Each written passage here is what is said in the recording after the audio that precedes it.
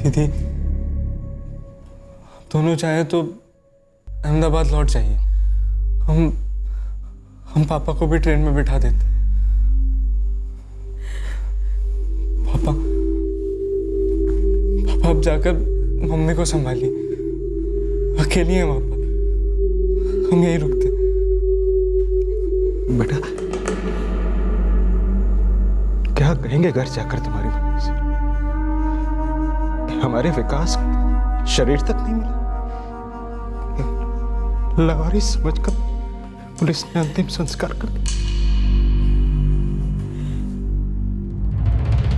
ये तीनों लड़के फतेहपुर जिले के दीरू गांव के रहने वाले हैं। सर, विकास की फैमिली बता रही थी ये तीनों बचपन के दोस्त हैं। शेख सर, एक काम करो, एक टीम लेकर इनके गांव जाओ, सिविल ड्रेस में जाना, पता करो कि ये दोनों लड़के रवि पांडे और सूरज पांडे कहीं अपने गांव में तो नहीं छुपे हुए। जी सर। सर, रवि और सूरज के मोबाइल फ़ोन अभी भी स्विच ऑफ आ रहे हैं, लेकिन मैंने इन दोनों के और विकास के फ़ोन रिकॉर्ड्स मंगवा लिए। लेकिन सर, विकास की बॉडी पर से उसका मोबाइल फ़ोन तो नहीं मिला था। चेहरा बिगाड़ दिया तो मोबाइल फ़ोन क्यों छोड़ते?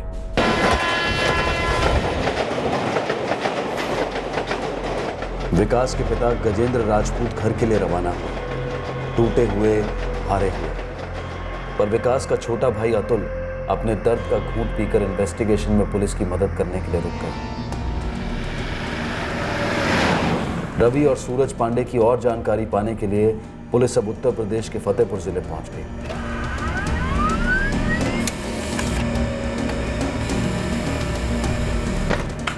सर, जैसा कि एक्सपेक्टेड था, सूरज और रवि पांडे के फ़ोन 27 अक्टूबर को स्विच ऑफ किए गए। यानी कि कत्ल की रात।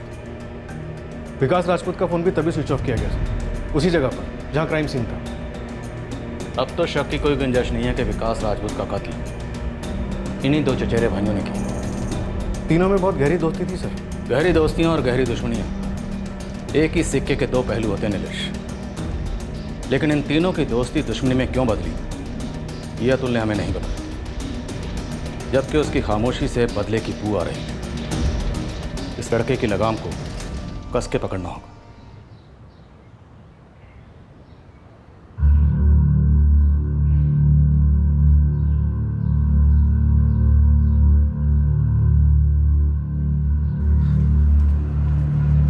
सूरज कहाँ है भजन? अरे भैया, हम लोगों को कुछ पता नहीं। खबर तो सुने ही होगी। सुने हैं, पर तब से बहुत टेंशन में हैं हम लोग। ये अरे भैया, रवि की कोई खबर? ये हमारे लड़कों ने क्या कर दिया भजन?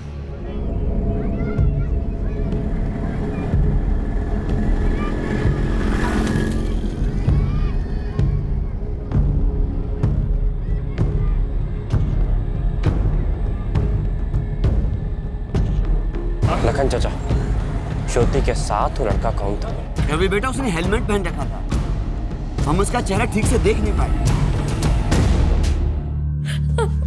नाम पूछे ना, नाम बोलो उसका। हमारे कॉलेज में ये सिर्फ दोस्त है बेटा। खाली दोस्त है? खाली दोस्त है तो तुम्हें डर क्यों रही हो? नाम काहे नहीं बोलती? और तो और हमारे गांव में क्या कर रहा था? रास्ते से जा रहा था तो आपने लिफ्ट ले ली।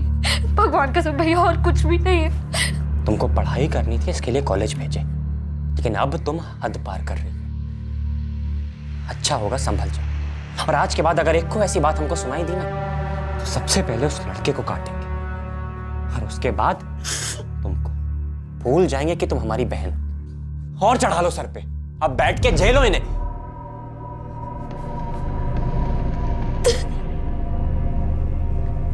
रवि, ये तुम्हारा गुस्सा न तुम्हारे लिए ठीक है न तुम्हारी बहनों के लिए। अरे पापा, आप समझ काहे नहीं रहे? हम कोई बंबई कलकत्ता में नहीं रहते, हम गांव में रहते हैं, और यहाँ गांव में लड़की की इज्जत उछलते 2 सेकंड नहीं लगता। और अगर एक बार ऐसा हो गया ना, तो मतलब जिंदगी भर के लिए पूरी परिवार की नाक कट जाए। और ये बात हमें कतई मंजूर नहीं।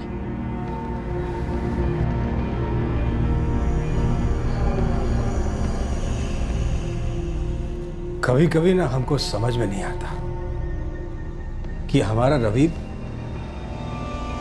ये सही बोलता है या कुछ ज्यादा बोलता है। आप समझ काहे नहीं रहे? हमारी दोनों बेटी नाजुक उम्र में है। रवि जो भी कह रहा है गलत ना है। इस उम्र में लड़कियों पर लगाम कसनी चाहिए।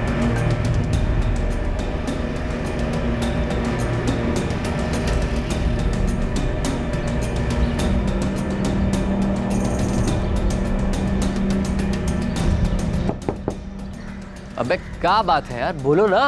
तुम और ज्योति एक ही कॉलेज में पढ़ते हो, तो तुमसे एक मदद चाहिए। तो बोलो क्या मदद चाहिए।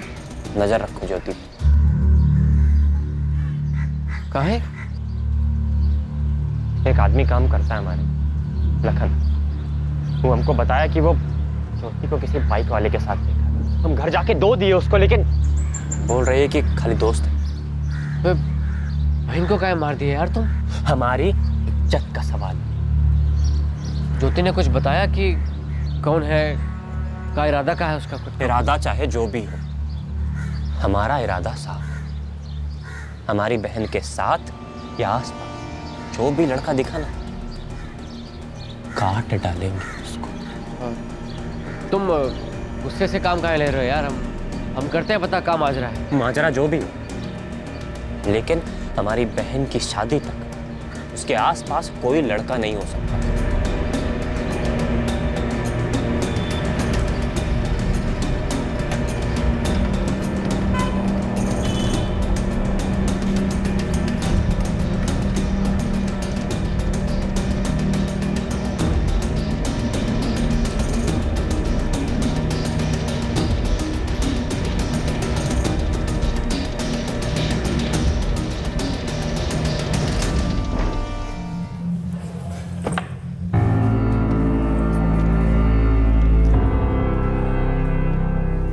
शुक्र है भगवान का, उस दिन तुमने हेलमेट पहन रखा था, तो लखन ने तो तुम्हें पहचान ही लिया होता।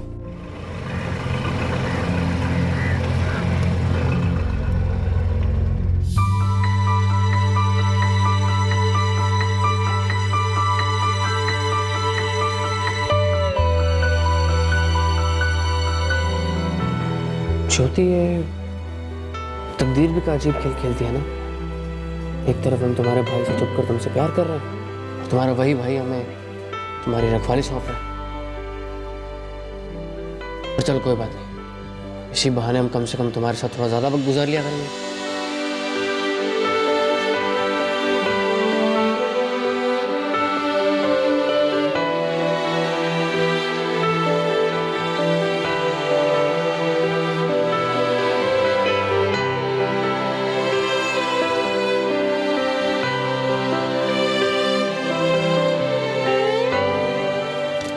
प्रिया, वेरी बैड। ऐसे किसी की डायरी नहीं पढ़ते। क्यों? कुछ गलत लिखा है क्या आपने डायरी में? उससे तुम्हें क्या करना? दीदी, आपका किसी के साथ चक्कर वक्कर है क्या? आप बता दो, मैं किसी को नहीं बताऊंगी। वो हेलमेट वाला लड़का ना? ऐसा कुछ नहीं है। हमको पता है, आप रोज लिखते हो ना उनके बारे में डायरी में। अरे हम दुनिया भर के बारे में लिखते हैं, हमने क्या देखा, हमें क्या अच्छा लगता है, हमें क्या ख्याल आए, वो सब।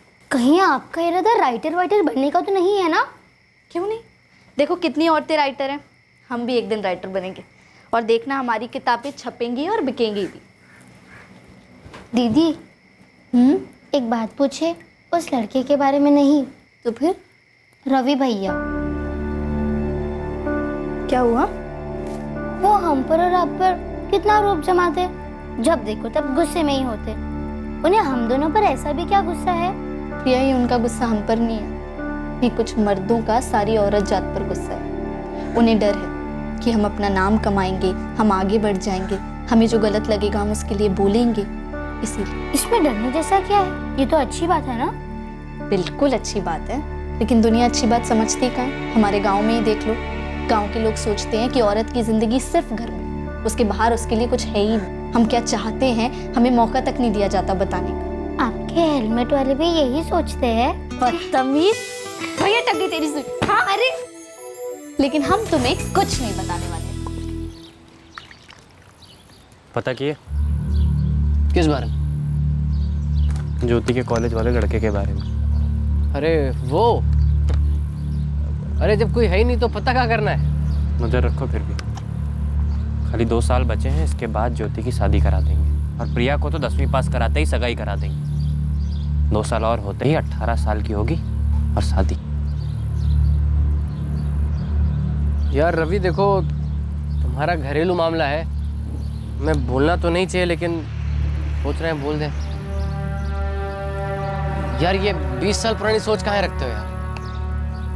तुम्हारी कोनो छोटी बहन नहीं है ना, इसलिए ऐसा बोल पा रहे हो। अरे लड़कियां सिर्फ किसी की माँ बहन या बेटी थोड़ी ना होती हैं, वो भी तो हमारी तरह इंसान होती है ना।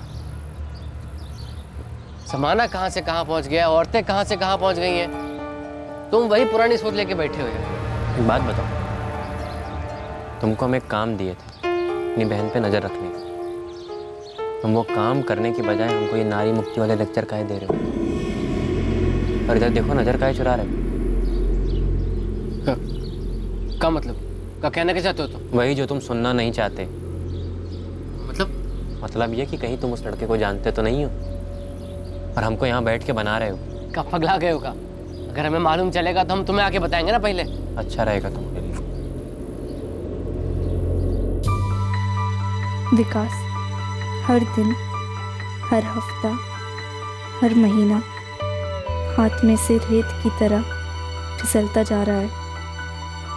ये रेत मीठे यादों के महल भी बना रही है, पर बहुत जल्द रेत के महल को असलियत का समंदर कुचल देगा।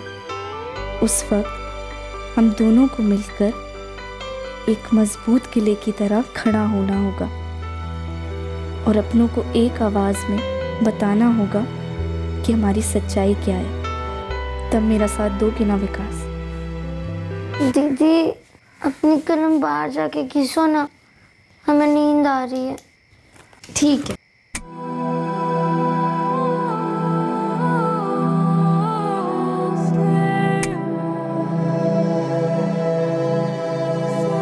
विकास, पॉजिटिव सोचने से पॉजिटिव वाले सपने आते हैं और हमको पता है हमारी कहानी की भी हैप्पी बिगनिंग होगी। एंडिंग में तो हम विश्वास ही नहीं करते ना।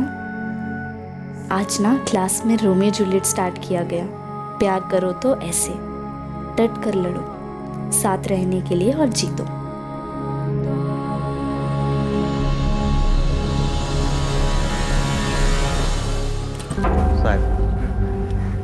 साहब, ये पांडे ब्रदर्स, रवि और सूरज गांव में नहीं है। गांव में सबको विकास के मर्डर की खबर लग गई है। सुनकर कहीं भाग तो नहीं गए दोनों? खबर तो पूरे ज़िले में फैल चुकी है साहब, लेकिन कम से कम 1 महीने से ये दोनों लड़के गांव में नहीं थे। पता चला है कि ये सूरज मुंबई में कहीं सर्विस करता है और रवि कम से कम 35 या 40 दिन पहले ही घर से बिना बताए निकल गया था। एक और खबर है साहब आपके काम की। कैसी खबर शेख? सर ये विकास राजपूत पर पिछले साल पुलिस केस हुआ था, अटेम्प्ट टू मर्डर पर। किस पर? रवि पर या सूरज पर? नहीं सर, कोई तीसरा था। कौन था? किस सिलसिले में झगड़ा हुआ था? सर ये खबरी चंदर ने बताया कि पिछले साल पंचायत की इलेक्शंस थी।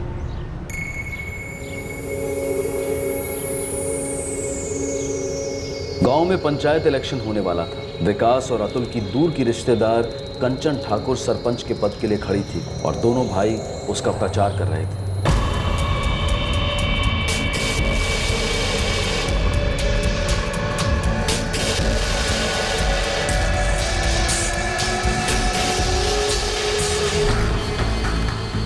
रवि पांडे के मामा नरसिंह शर्मा भी सरपंच के पद के उम्मीदवार थे। दो दोस्तों के दो रिश्तेदार चुनाव लड़ रहे थे। माहौल तनाव से भरा हुआ था। सुनो, ये दीवार हम बुक किए हैं अपने पोस्टर के लिए। ये गांव का दीवार, इस सिनेमा घर का टिकट नहीं है तो एडवांस में बुक करा लो। ओके।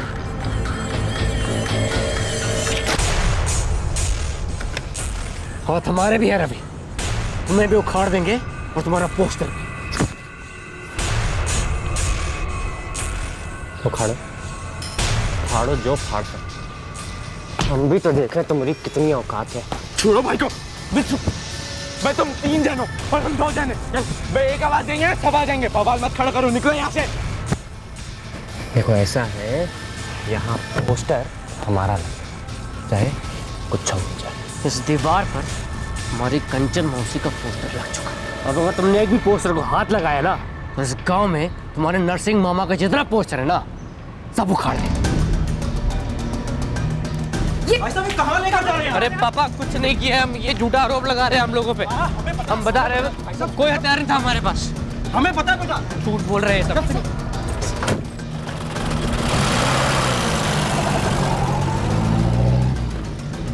साहब हम सच बोल रहे हैं। हाँ, हाथापाई हुई थी, दोनों पार्टियां आमने सामने थी, टेंशन बढ़ा और हो गई मारामारी। तो तुमने फायर किया? नहीं साहब, हमने कोई फायरिंग नहीं की है। ये सब मनगढ़ंत झूठा दावा है दूसरी पार्टियों का हमारे पास कोई बंदूक नहीं है, सच में। वो तो सारा हम कुछ पता कर ही रहे विकास राजपूत, लेकिन कंप्लेंट सामने से आई है और जब तक हम पता नहीं कर लेते कि माजरा क्या है, तुम लॉकअप में ही रहोगे।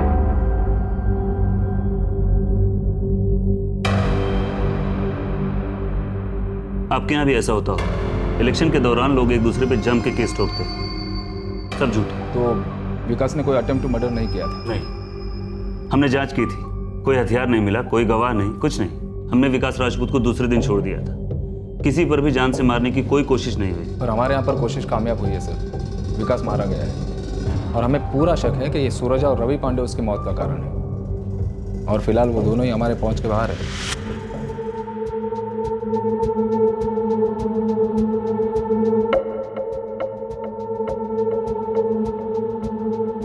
सूरज पांडे के घर पर लगातार पुलिस की नजर लगी थी। रवि पांडे के घर भी कड़ी नजर रखी गई और पीड़ित विकास के माता पिता समझ ही नहीं पा रहे थे कि ऐसा क्या काम आ गया था विकास को, जो वो अचानक मुंबई चला गया और वहां उसकी हत्या कर दी गई। ज्योति ने विकास के साथ सारी जिंदगी बिताने का संकल्प किया था। वो भी समझ ही नहीं पा रही थी कि उसके भाई रवि, सूरज और विकास के बीच ऐसा क्या हुआ था जिसकी वजह से उसकी जिंदगी के सारे सपने चूर चूर हो गए थे। ज्योति को पता ही नहीं था कि दरअसल सूरज ने ही मुंबई से विकास को फोन किया था, जिसकी वजह से विकास मुंबई के लिए निकल पड़ा था। विकास और सूरज और शायद रवि के अलावा किसी को इस बात की भनक तक नहीं थी कि विकास की इस मुंबई यात्रा के पीछे राज क्या था। वो कौन सी सरप्राइज गुड न्यूज थी जो विकास ने ज्योति को, अपने माँ बाप और भाई को और अहमदाबाद में अपनी दीदी और जीजा जी को सुनाने का वादा किया था। नहीं सर, कुछ भी नहीं बताया भैया ने, और ये तो बिल्कुल भी नहीं बताया था कि वो सूरज और रवि से मिलने वाले हैं। लेकिन वो उनसे मिले, वो ना उनसे सिर्फ मिले बल्कि उनके साथ हंसते खेलते हुए शराब भी पी। वही तो सर, वही तो सबसे बड़ा शौक है सर। समझे नहीं आ रहा है कि भैया उन दोनों से मिलने के लिए इतनी दूर मुंबई क्यों है? हमें पता चला है कि तुम लोगों के बीच में कुछ रंजिश थी। पिछले साल पंचायत के चुनाव को लेकर कुछ तनाव था। क्या तुम्हारे भाई के कत्ल की वो वजह हो सकती है? नहीं सर, ऐसा कुछ नहीं था सर। सर वो सारी बातें तो तभी की तभी शांत हो गई थी सर। तो दोनों गुटों के बीच में सुलह हो गई थी? सुलह बुला तो नहीं हुई थी सर, पर भैया ने उनसे दोस्ती तोड़ दी थी। और हाँ सर, वो खुल के बोलो। वो ज्योति। कौन ज्योति? ज्योति पांडे, रवि पांडे की छोटी बहन, भैया की कॉलेज मेट। तो तुम्हारे विकास भैया और रवि पांडे की बहन ज्योति पांडे के बीच में कुछ था? उन दोनों के बीच में अफेयर था? चुनाव के वक्त जो दुश्मनी हुई थी हमारे और पांडे बंधु के बीच, वो सिर्फ चुनाव वाली दुश्मनी थी सर। पर सर, विकास भैया और रवि के बीच में जो दुश्मनी थी वो पुरानी थी सर।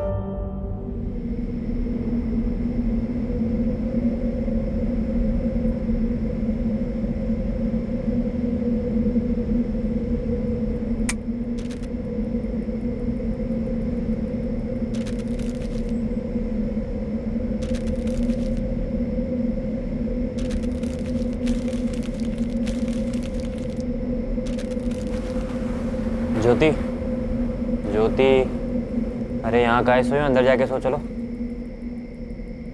ज्योति,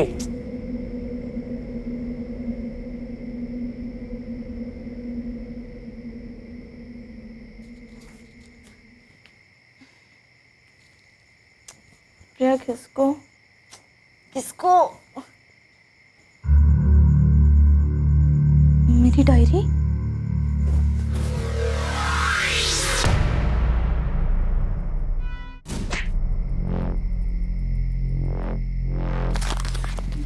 ये हमारी पर्सनल डायरी है। विकास, समझ नहीं आ रहा है कि पहले उस के टुकड़े करें या तुम्हारे।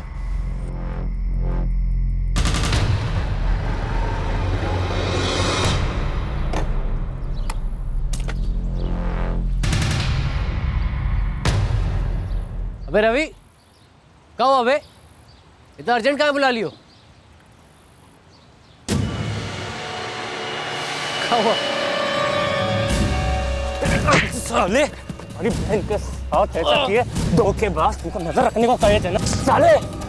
सुन, आज के बाद मेरी बहन के आसपास दिखाई दिया ना तो काट देंगे, तो ना मोरे 2 टके की धमकियों से ना धर्म ज्योति का हाथ छोड़ने वाले नहीं है।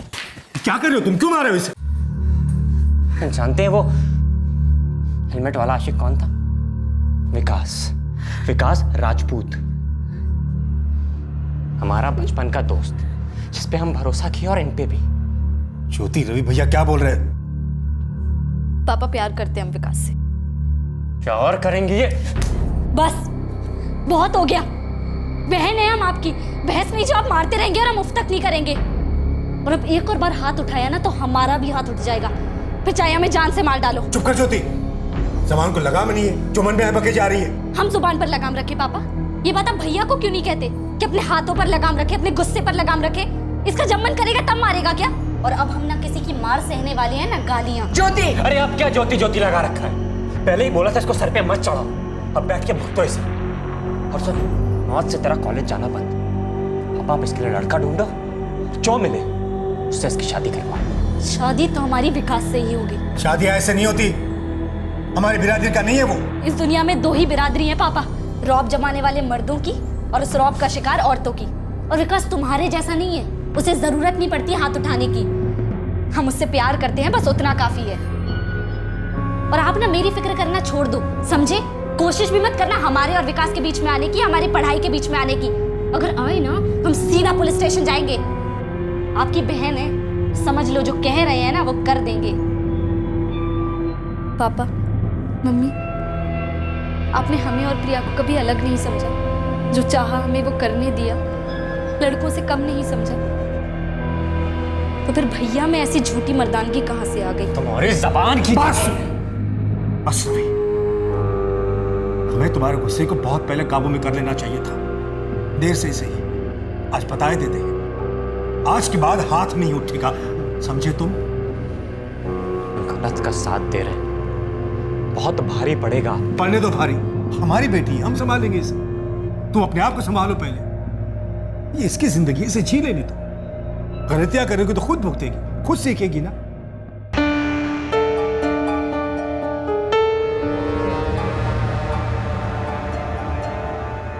पापा को बता देते हैं भाई, बड़ों को बात करने दो। नहीं, अभी नहीं। एक बार ज्योति से आमने सामने बात कर लेंगे,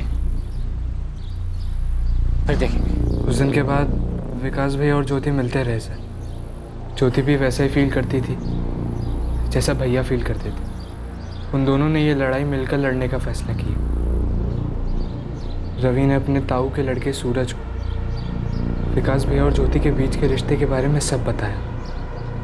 सूरज ने भी भैया के साथ दोस्ती तोड़ दी थी सर। लेकिन तुम्हारे भैया विकास और ज्योति पांडे के बीच अफेयर बरकरार रहा और मजबूत होता गया सर। और ये अफेयर पकड़े जाना, फिर मारा मारी, गर्मा गर्मी, ये सब 3 साल पहले की बात है, 2012 की। जी सर। इसका मतलब है रवि पांडे और सूरज पांडे ने अपनी बहन ज्योति पांडे के साथ तुम्हारे भाई के अफेयर का बदला पूरे 3 साल बाद उसे यहाँ मुंबई में बुला कर लिया। वो हम पक्का नहीं कह सकते सर, लेकिन इतना ज़रूर कहेंगे, इन कुछ सालों में भैया और ज्योति एक दूसरे के लिए काफ़ी सीरियस हो गए थे, शादी करने की सोच रहे थे। भाई, आप अभी भी ज्योति से मिलते हो? हाँ, मिलते तो है, और साल भर में शादी का प्लान भी है। क्या बात कर रहे हो? पर भाई, आपने तो अभी तक मम्मी पापा से बात भी नहीं की, और भाई रवि से सुलह भी नहीं हुई अपनी अभी तक। हाँ यार, बात तो करनी है हमें अपने पापा मम्मी से, ज्योति को अपने पापा मम्मी से। लेकिन क्या है ना कि हम लोग थोड़ा परेशान हैं, उनको समझ में नहीं आ रहा कि बात शुरू कैसे करें। ज्योति तो कहती है कि हम भाग चलते हैं, फिर शायद सब सही हो जाएगा। आपको क्या लगता है, सब सही हो जाएगा? सच बोले तो हमें भागना सही नहीं लगता। अभी तो कॉलेज खत्म हुआ है, कोई जॉब वाब मिले तो फिर शादी के बाद चलाएंगे। बस सर, उस दिन के बाद कुछ बात नहीं हुई हमारी भैया से इस बारे में। फिर वो मुंबई क्यों आए, किसी को कुछ नहीं बताया सर। लेकिन ज्योति को तो कुछ बताया होगा। नहीं सर, वो तो हमसे पूछने आई थी कि तुम्हारे भैया कहाँ गए, उनका फोन क्यों बंद आ रहा है। तो खबर मिल गई होगी उसे, क्या बीत रही होगी उस पर, क्या बीत रही होगी हमारी मम्मी पापा पर, दीदी पर, हम सब पर। बोल चंदर। साहब एक नंबर है लैंडलाइन का, लिख लीजिए। हाँ बोल। 444567 कहाँ का है, किसका है? वसई के एक लॉज का है। और साहब सूरज पांडे के बाबू की आजकल रोज बात हो रही है इस नंबर पर।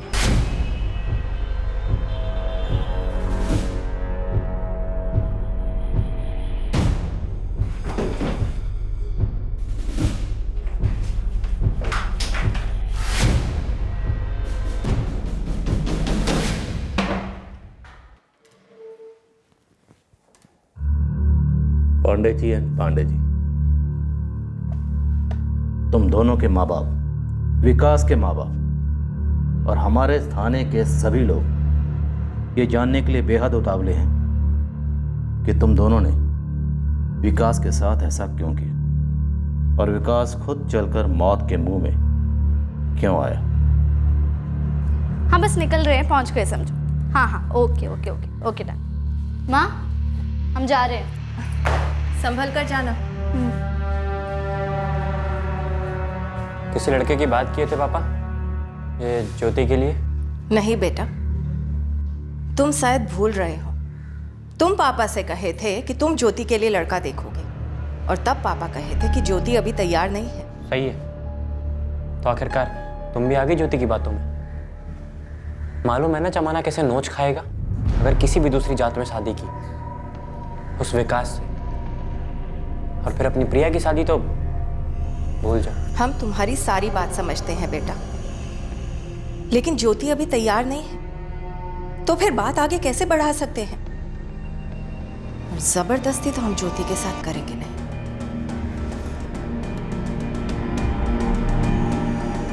तुम ना हमारे साथ मुंबई चलो, तुम्हें अच्छी जॉब दिलवा देंगे, वहाँ अच्छी लाइफ है, लोग आगे बढ़े। ज्योति तुम्हारी बहन नहीं है क्या? अरे है, और उसकी अपनी जिंदगी है। चाचा चाची के अपने ख्यालात है, कर करा के तू क्या करेगा और हम क्या करेंगे? अगर अभी कुछ नहीं किए ना हम, तो फिर कुछ करने लायक नहीं बचेंगे।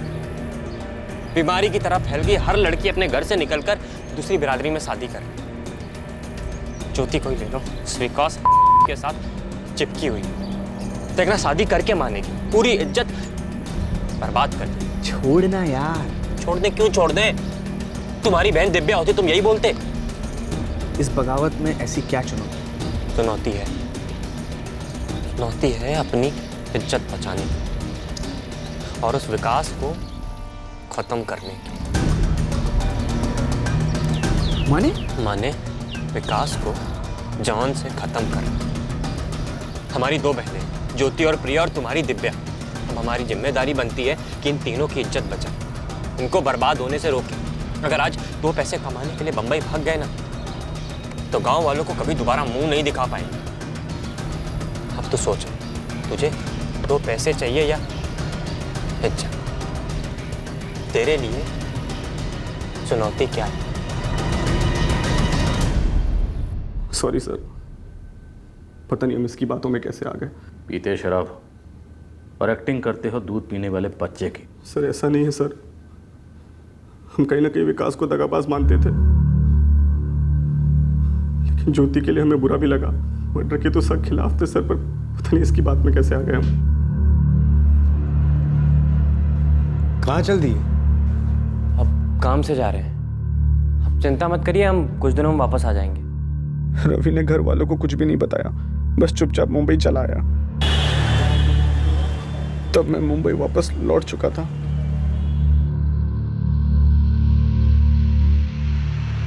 कल विकास को फोन तुम करो, तुम्हारी बात आसानी से मानेगा।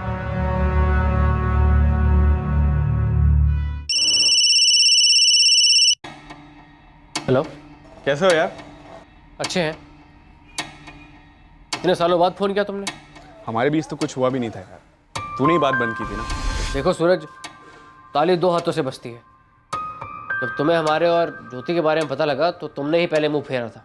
अच्छा, जो हुआ सो हुआ। हमें भी ज्योति और तुम्हारे बारे में बात करना था। हमारे और ज्योति के बारे में? सच कहें तो हमें भी ना हमेशा से तुम्हारी और ज्योति की जोड़ी सही लगी। सच? तुमको ऐसा लगता है? हाँ यार, छोड़ो ये सब जात पात। हमने ना तुम्हारे और ज्योति की आंखों में सच्चा प्यार देखा। काश ये बात रवि समझ पाता। वो तो हमारी जान के पीछे ही पड़ गया यार। उसका बस चले तो हमारी और ज्योति की शादी कभी ना होने थे। अरे उसको छोड़ो, हम तुम्हारी शादी करवाएंगे। कैसे?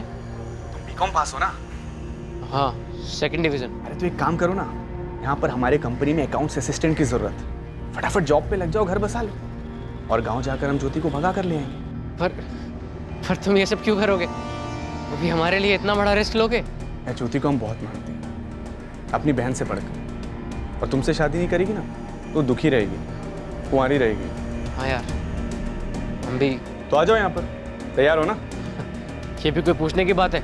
बोलो कब आना है? अरे आ जाओ, जल्द से जल्द आ जाओ, खूब ऐश करेंगे, खूब बातें करेंगे, आ जाओ। और एक और बात।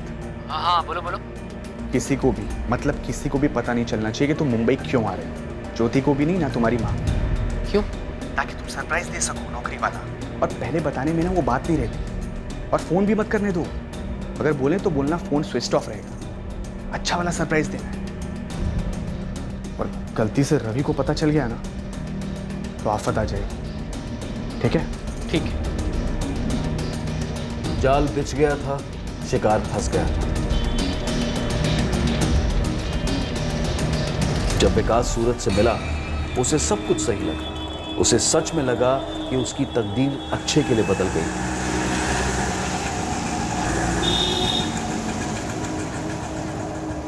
यहाँ रहते हो? हाँ, तुम भी रहोगे ज्योति के साथ, ऐसे ही बिल्डिंग।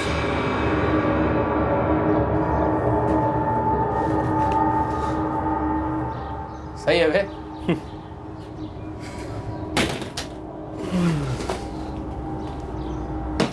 तेरे लिए एक सरप्राइज है। बोलो। उधर देख।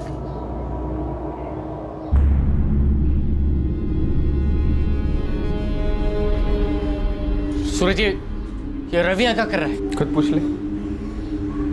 क्यों? चौंक गए हमको देख के? क्या चल रहा है सब? तुम्हारा द एंड होगा।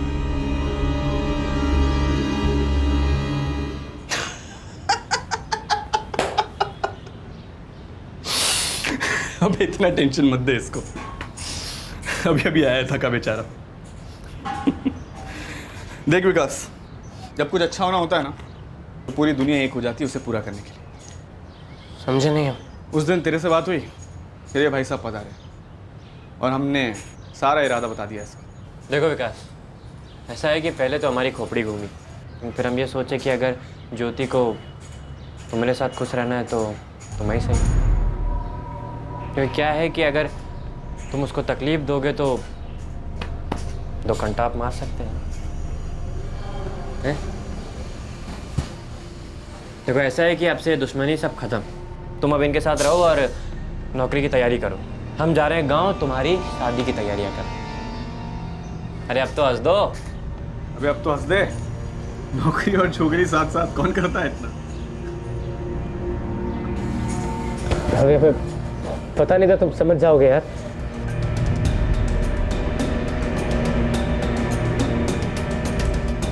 हमने उस रात विकास को खूब पिलाई और फिर और दारू खरीद कर वहां से निकले।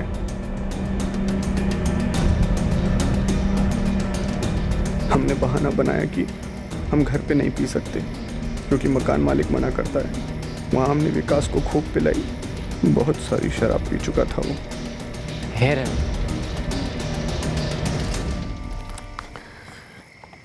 आज ना हम बहुत खुश हैं। सब कुछ ऐसा सपना जैसा लग रहा है हमें। इस दिन का ना हम 3 साल तक इंतजार किए। हम भी ना 1 घंटे से इंतजार कर रहे हैं कि कब हल्का होके आ जाए। जाओ जाओ। हमने पहले से वहां दिन में अपना हथियार चौपर छुपा रखा था। रवि यार, तुम्हें पता है सबसे बड़ी चुनौती क्या होती है? तुम्हारा जिगरी दोस्त जिसके साथ तुम्हारी दुश्मनी हो जाए, फिर से उसी दोस्त से दोस्ती करना, उसी को गले लगाना, ये होती है सबसे बड़ी चुनौती।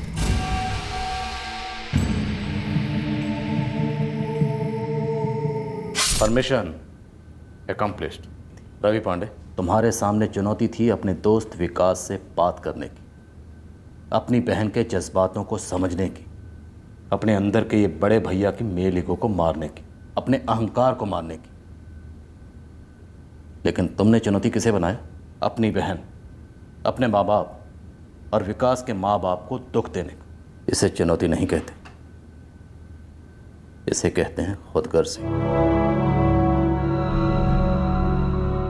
एक परिवार ने अपना एक बेटा खो दिया। एक परिवार अब कोर्ट कचहरी में सालों जूते घिसेगा, ये साबित करने के लिए कि उनके बेटे को फंसाया गया है और उसके साथ नरमी बरती जाए। और एक परिवार जिंदगी भर शर्म और दर्द के बोझ के मारे अपना सर उठा ही नहीं पाएगा, सोचता रहेगा कि आखिरकार उनके बेटे ने इतना क्रूर और बेमतलब का रास्ता क्यों चुना अपनी बहन को उसके प्रेमी से दूर रखने के लिए। और एक लड़की सुन है, कुछ भी सोच नहीं पा रही, एक जिंदा लाश की तरह बैठी है। ये वही लड़की है जो समय की रेत के साथ मीठी यादों के महल बांधना चाहती थी, अपने प्यार विकास के साथ अपना घोंसला बनाना चाहती थी, किताबें लिखना चाहती थी, खुश रहना चाहती थी।